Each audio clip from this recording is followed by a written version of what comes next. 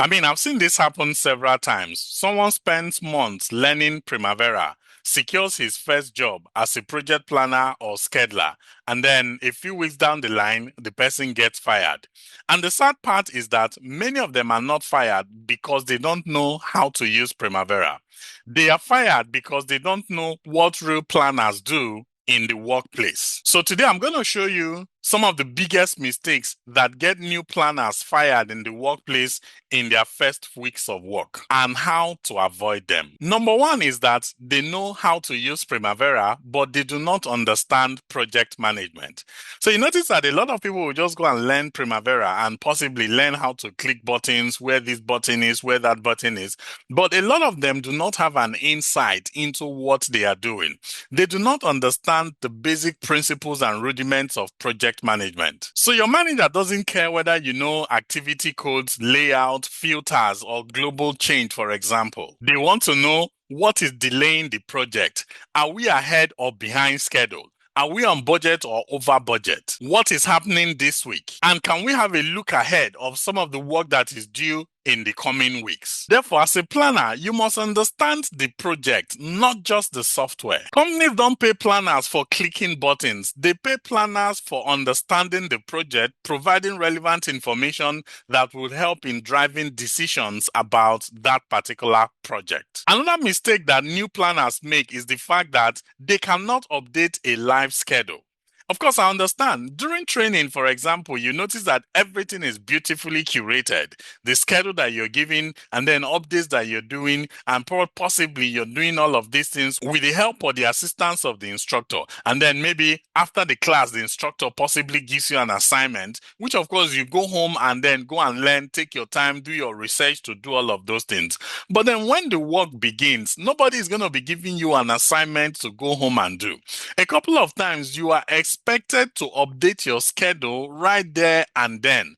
In meetings, in discussions, even in presentations. So you will notice that a couple of times you'll be required to carry out live updates. And this is where a lot of planners fail. And I've come to discover that live schedule update is one of the biggest shock for new planners, because you may discover that in meetings like this, you may be asked to update the actual progress, for example, or that you should enter maybe a site feedback, or you should change the remaining duration, or you should reschedule the project, or you should explain certain changes within the project, or that you should even create a recovery plan right there and then. So usually when that happens, you discover that new planners will start panicking. In order for you to be able to overcome this kind of panic or this kind of situation, my advice is this: practice updating your schedules repeatedly. Every time you have an opportunity at all, take on any project, create it within Primavera P6, and then do a constant update on that particular schedule. And the truth is, if you cannot update a live schedule confidently, your first job may of course become your shortest job. Another big mistake that new planners make is the fact that they cannot talk during meetings. I usually tell people that 90% of your time as a planner is actually spent communicating. Is that you're in meetings? Is it that you're making presentations? Is it that you're interpreting a schedule? Is it that you're generating a report, for example, or you're sending information? Is it that you're negotiating with team members, the project manager, as well as some other supervisors? Is it that you are estimating duration, you're estimating cost? So you notice that at every point in time, you are involved in one form of communication or the other. It therefore means that for you to be able to do well within that particular position, you should know how to communicate. And this is exactly where a lot of planners get it wrong. Because your project plan should be a roadmap. It should tell a story. And at every point in time in the course of the project implementation, you should be able to give us an understanding of how well the project is performing, where we are at the moment, and then what the future holds for that particular project. Don't also forget that in meetings, you are also going to be asked a lot of questions. For example, they might ask you, what is the project status? Or they might ask you, why are we delayed?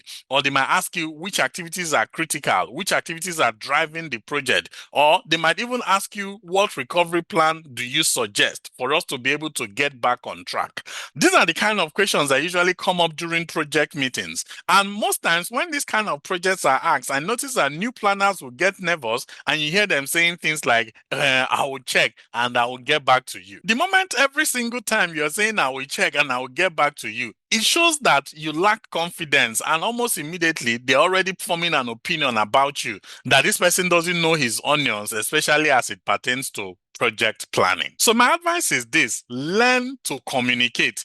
Even if you don't know everything, but you need to be able to explain what you see, especially within your schedule. So before you go into that particular meeting, take a look at your schedule and understand exactly what every number there stands for.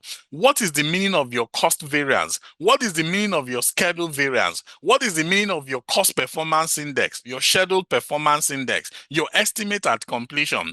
How does that translate into being able to make decisions about that particular project? These are some of the things you need to fully understand before heading into those meetings, so that when questions arise, you'll be able to answer them. But most importantly, when you're explaining the status of the project, you're explaining it in such a way that you are able to carry the team along, you are able to make sense, and then also you sound quite confident. I usually say that a silent planner is a dangerous planner. Another major mistake I notice that new planners make is that they don't know how to use Excel. Well, this might sound funny, but for the most part, this is true. They just go and learn Primavera P6, not knowing that a large chunk of planning is actually done in Excel. Most of your source documents, for example, will come in an Excel. Aside from that, not everybody within the organization might be using Primavera. It might just be a license for a few. Don't also forget that knowing how to use Primavera is a specialized skill, which of course only a few actually understand. Therefore, you will discover that for the most part, your reporting might even be in Excel. The source document that they will give you to create in Primavera would come in an Excel.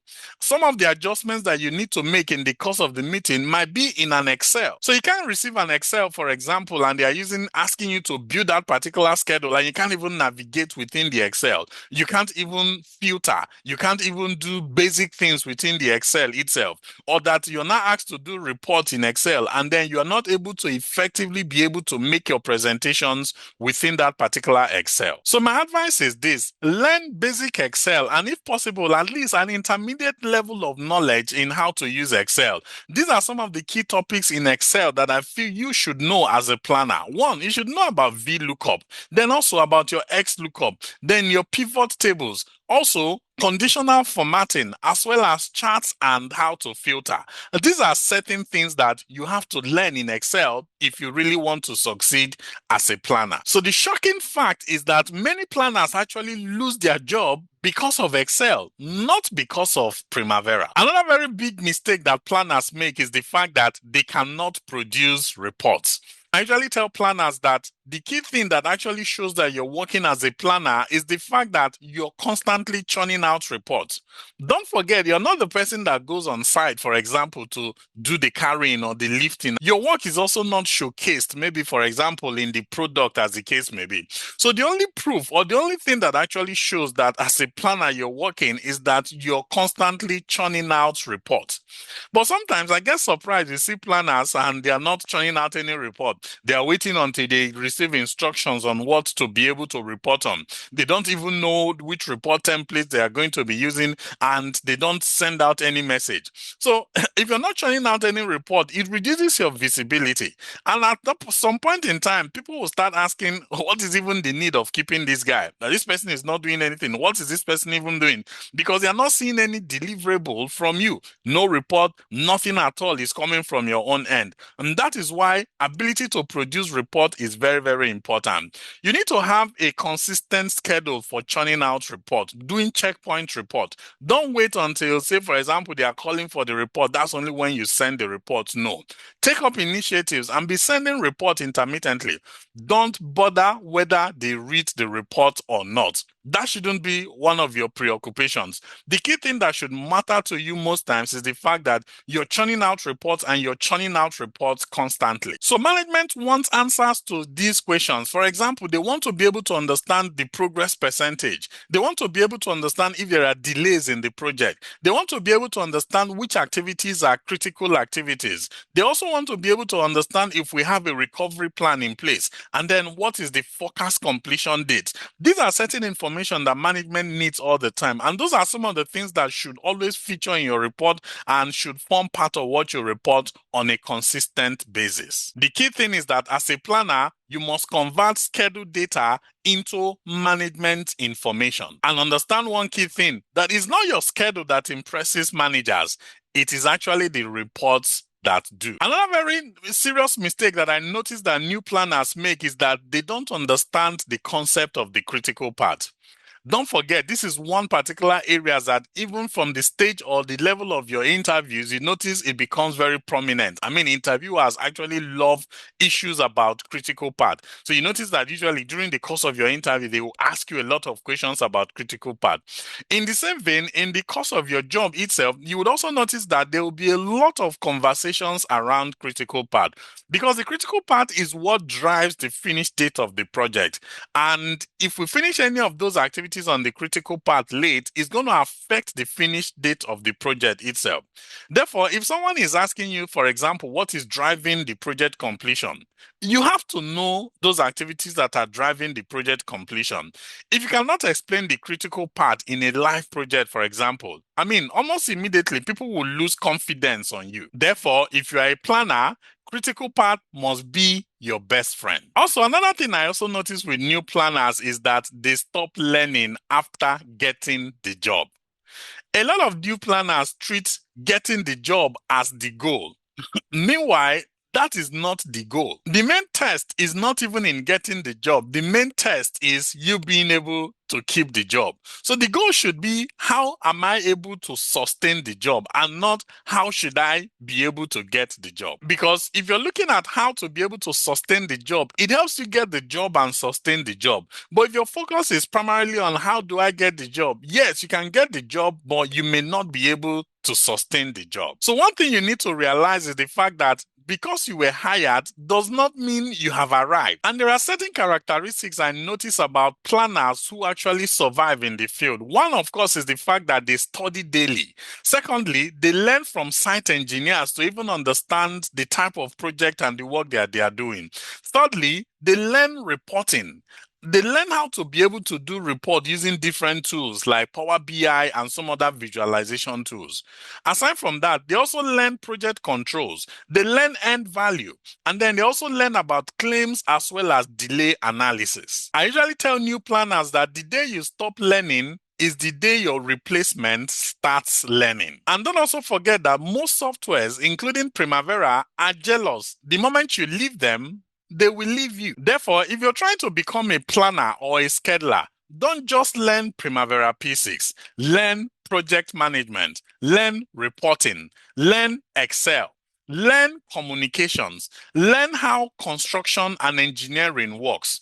Because companies don't just hire Primavera operators. Companies hire project planners who can help projects succeed. And that is the difference between getting the job and keeping the job. Thank you so much for watching. Please do well to subscribe to my YouTube channel. And then, of course, don't forget, we also do a live training just in case you want to be able to build capacity and confidence as a project planner, not just about using Primavera P6. And if you want to learn Primavera P6 in detail, you may consider becoming a member of my YouTube channel. You can also choose to purchase my course on Udemy, or even take a live session with me where I'll be able to put you through step by step how to effectively build your career as a planner. Thank you so much for watching, and see you in the next video.